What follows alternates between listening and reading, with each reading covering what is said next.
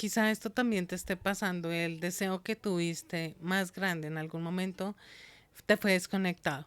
Y te fue desconectado no solamente por ti, también fue desconectado por tu entorno. Seguramente ellos cargando sus mandatos ancestrales y también liderando desde otro lugar te han dicho simplemente que no es posible y que empezar a tener ese tipo de ambición expansiva llega a ser algo muy difícil, llega a ser algo peligroso, llega a ser algo inhumano, llega a ser algo muy fuerte, pero fíjate que dentro de esa crueldad que se genera la desconexión de ese deseo, empezamos a manejar otro tipo de discursos y es como un apagón del que a veces no podemos volver a salir. En algún momento hablaba con una persona que me decía, yo soñaba con ser militar y como no pude ser militar, siento que toda mi vida se desestabilizó y yo no pude conseguir algo más y la verdad es que como que nada me gusta, nada me gusta, nada me parece que esté como conectado a eso. ¿Qué pasó en ese momento? ¿Cómo sucedió? Y cómo durante muchísimas generaciones hemos estado manejando ese tipo de discursos. ¿Sabes algo? Yo creo que en mi cita personalizada en noviamilena.com vamos a poder renovar todos esos deseos, poderlos volver a revisar y generar otro tipo de ideas y reconexiones que seguramente a veces no se pueden volver a dar. Es muy complicado observar con ese ojo amoroso y muy, muy profundo el entendimiento de cómo soñar en grande llega a ser el barrio más peligroso, cómo soñar en grande o cómo desear en grande también llega a ser casi inmoral, porque muchas veces es eso, inmoral. Cómo llegar a querer expandir esa energía de manera tan amplia puede llegar a generar tanto movimiento en lugares, en movimientos y en personas y también en momentos que no llegamos a entender.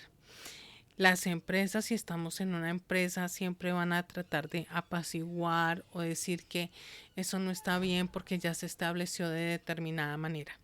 En mi caso, por ejemplo, cuando tuve una experiencia laboral hace varios años ya, llegué a un colegio de religiosas y entonces ellas decían que los niños simplemente debían estar en hileras, pero a mí me parecía mejor que tuvieran mesas de trabajo porque sentía que había una dinámica mucho más avanzada.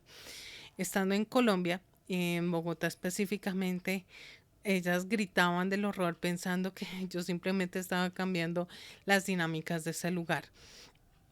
Y por fortuna, la vida me lleva a un lugar, a una convención donde llegan los mejores países a Colombia, a Bogotá específicamente, y nos dieron ese cupo gratis para poder ir allá. Estaban los países que iban en el top de pruebas PISA en el mundo. Son como pruebas ICFES, son como pruebas de estado que tienen el top. Estaba Singapur, estaba Finlandia, etcétera, etcétera, etcétera. Y me encuentro con que los salones de clases que ellos tienen se reúnen simplemente en mesas de trabajo y las personas interactúan dentro de cada mesa. Y ahí es cuando decimos que esa energía, ese soñar en grande, ese momentum que tenía, simplemente quería ser apaciguado.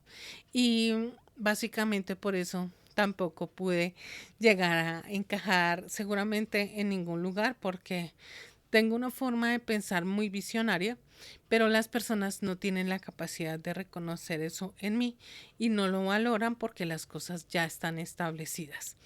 Pensar que hay un peligro, pensar que simplemente no se puede hacer o simplemente generar otro tipo de estructuras, otro tipo de movimientos, nos va a generar algo mucho más correcto, nos desconecta de nuestra propia vida. Y todas estas preguntas que tú tienes, que seguramente el día de hoy estás manejando, las vamos a poder resolver una por una en la cita personalizada. Nos vemos en nubiamilena.com. Que tengas un buen día.